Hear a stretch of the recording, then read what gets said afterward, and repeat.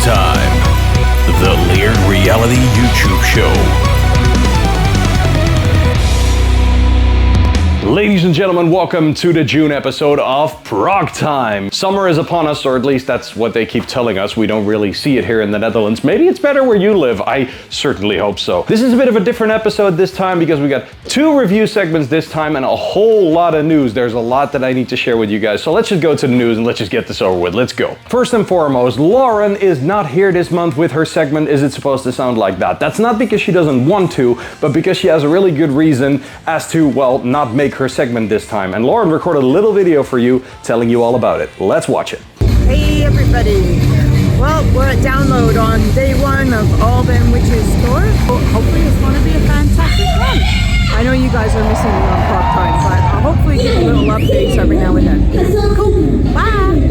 Thank you so much, Lauren. We hope you have an awesome time on tour. We love you, we miss you, and we hope to see you again after the summer break. Yeah, that kind of ties into something because we're gonna have a summer break. That's the next bit of news I wanted to share with you guys. You'll have to miss us during July, but like I said, we will be back late August, so now you know. We also have some other sad news to share with you besides you having to miss us for July, and that is that Dennis from Nerdish Steel from Schwermetallisch will not be returning in the new season of Progtime. This is not because we don't want him to be here, because we love him and we wish he was here, but he's not able to make it work in terms of time, production, etc. And we totally respect and appreciate that. I mean, yeah, life happens and sometimes it just doesn't work. However, this story is kind of boring, so we came up with a more dramatic narrative, which is that Dennis fought hard in the internet wars and he died a glorious death by getting impaled by multiple arrows. And here is a dramatic interpretation of this very scene. Yeah, we don't have a lot of budget, okay? Cut us some slack. Anyway, Dennis, just know that we will miss you a damn lot, and if you ever feel like joining us again, hit us up. You're very welcome. And now I want to go for some good news because this is really, really great. We got a new band with Layered Reality Productions. Ladies and gentlemen, I would like to introduce you to Disconnected Souls. They released their debut album this year digitally, and it got a lot of really, really great responses, including from us. We were like, wow, this is really good. We should have these guys. And they agreed, so that's great. They actually recorded a little video for you guys to tell all about this. So ladies and gentlemen, here is Disconnected Souls live for you. Hi, I'm Fletch. Hi, I'm Holly. I'm Patrick. And we are 3/5 of the band Disconnected Souls. Sadly, Tim can't be here. We'll superimpose him in later, hopefully. And we are delighted to give you some big news, and that is that we have signed a deal with our friends in Layered Reality Productions, and they are going to take on the responsibility of delivering our super epic album, which you may already have seen on digital media. And we're going to do a lovely physical release of that. We're going to have lots of high quality merch with it. Can't wait to work with them. It's going to be a really great few years ahead. Thanks to Layered Reality for believing in us, and can't wait to work with you. Hi, I'm Felix. You might remember me from such films as That's Kalimba Bits on the EP. I'm currently in Florida at the moment, so I couldn't be here. I couldn't be there. My wife's American, I'm not just jet setting. Anyway, nice to see you guys. Very excited about the label. Please follow us on our social media accounts if you're interested in seeing more of us. Thank you very much. Thank you so much, friends. I'm so happy that you guys are a part of our roster now. We can't wait to start working on the release of this album in a physical format. And all of you who are watching and following us, just be sure to stay tuned for the second half of the year, because this is definitely going to be worth it. Finally, I want to close off with the new segment I introduced in the last episode, which is an album from our own stable, which I think you guys should be listening to, that deserves your attention. And this time that is Apeiron Bound's Multiplicity. There's so many reasons why I could say you should listen to this, but one of the most important things is that if you listen to this, the chances of your chakras being cleaned completely are significantly increased. So you know what to do. Just do it. Just go and listen to this thing. It's fucking incredible. You should. So that is all for this new segment in this June episode of Progtime. We're now gonna go to the other side of the world where James will be waiting with Tokyo Tunes, and he is going to be treating another cool Japanese band that you guys definitely need to get into. James-san, take it away.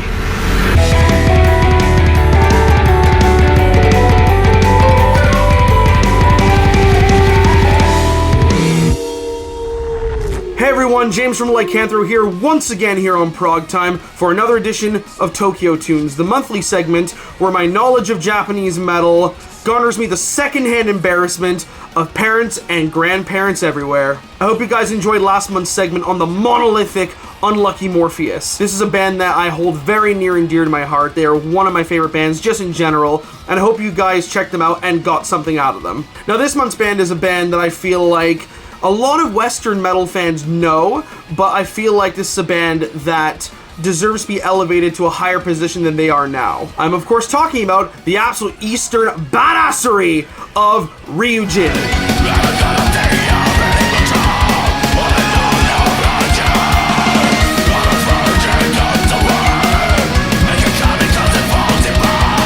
Ryujin are a power metal melodeath band that formed in 2009 in Hokkaido, Japan. They started under the name Suicide Heaven, but then quickly changed their name to the more recognizable Gize, which is a name that several fans to this day still know them by. They started gaining international recognition around 2012 when they won the Japanese equivalent of the Wacken Metal Battle, and of course, got the opportunity to play at the legendarily renowned fest. Legendarily renowned, is that even a phrase? Is that proper grammar?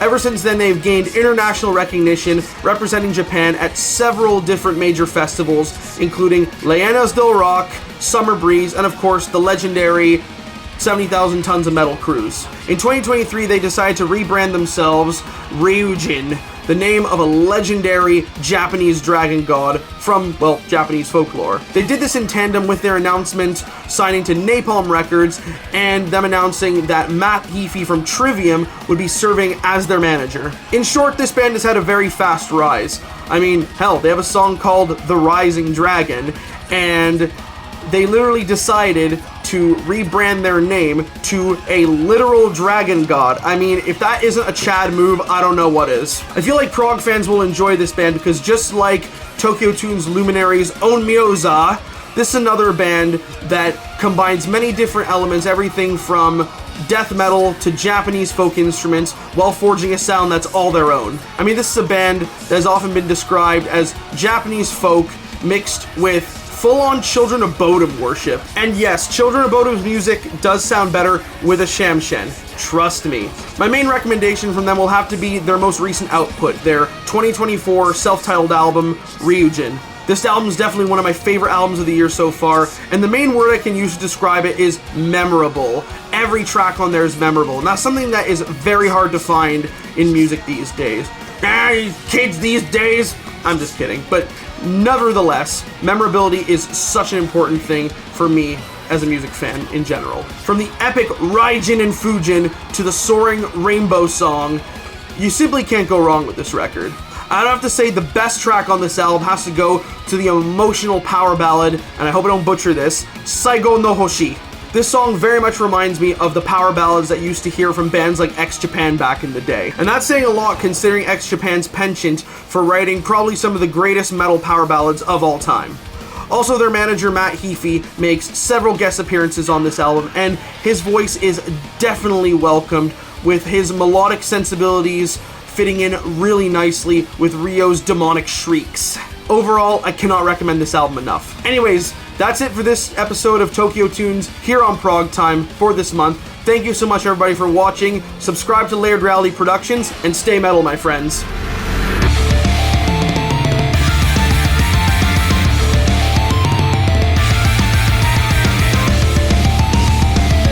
Thanks for watching Progtime.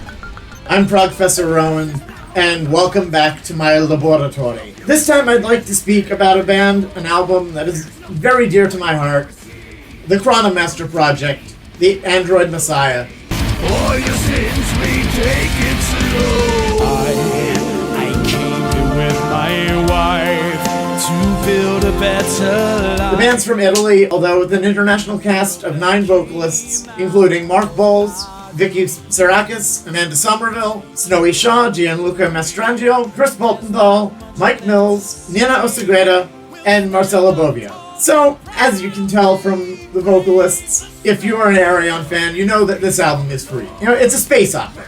a space metal opera set starting on the planet of Tau 1 with a race of digital beings who are about to be destroyed by an unknown invading species. The Chronomaster is the creation of the character named the Father, voiced by Mark Bowles, who is capable of seeing through time. The Chronomaster is sent off to find the identity of the invaders and somehow save their race, for their planet is about to explode. When the first song was released, The End of My World, I started walking around through South Philly, singing along, before I knew the fucking lyrics. This is an album, of course, for aeronauts, fans of Avantasia, fans of any metal opera, a little bit more prog metal than Arion, and definitely more prog metal than Avantasia. Each song features a vocalist who is voicing a character who the Chronomaster meets in his quest to try to discover who the hell is destroying the universe. I can't recommend this album more highly. An album that really has a bit for everyone. If you're interested in metal operas, check this out right now.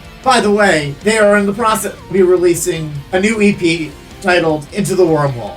Check these guys out. They're not as well known as they should be. You're gonna love it. Thanks for watching. I'm Progfessor Rowan again, and this has been my laboratory.